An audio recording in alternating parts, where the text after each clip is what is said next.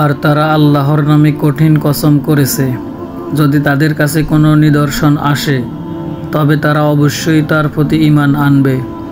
বলো, সমস্ত নিদর্শন তো কেবল আল্লাহর কাছে, আর কিসে তোমাদের উপলব্ধি ঘটাবে যে যখন তা এসে যাবে তারা ঈমান আনবে না।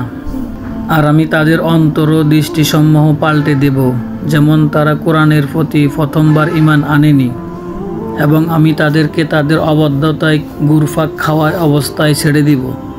আর যদি আমি তাদের নিকট ফেরেশতা নাজিল করতাম এবং মৃতরা তাদের সাথে কথা বলতো, আর সব কিছু সারি সারি তাদের সামনে সমবেত করতাম, তাহলে তারা ঈমান আনত না, যদি না আল্লাহ চাইতেন। কিন্তু তাদের অধিকাংশই মূর্খ। আর এভাবেই আমি প্রত্যেক নবীর শত্রু করেছি মানুষ ও জিনের মধ্য থেকে শয়তানদেরকে, যারা প্রতারণার উদ্দেশ্যে একে অপরকে চাকচিক্যপূর্ণ কথার কুমন্ত্রণা দেয়। এবং তোমার রব যদি চাইতেন তবে তারা তা করত না। সুতরাং তুমি তাদেরকে তারা যে মিথ্যা রটায় তা ত্যাগ করো।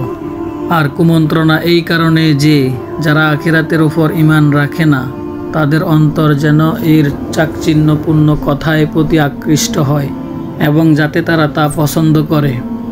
আর তারা যে পাপ অর্জন করেছে তা যেন অর্জন করে। আমি কি আল্লাহ ছাড়া অন্য কাউকে বিচারক হিসেবে তালাশ করব? অথচ তিনি তোমাদের নিকট বিস্তারিত কিতাব নাজিল করেছেন। আর যাদেরকে আমি কিতাব দিয়েছিলাম তারা জানতো যে তা তোমার রবের পক্ষ থেকে যথার্থভাবে নাজিলকৃত। সুতরাং তুমি কখনো সন্দেহকারীদের অন্তর্ভুক্ত হও না।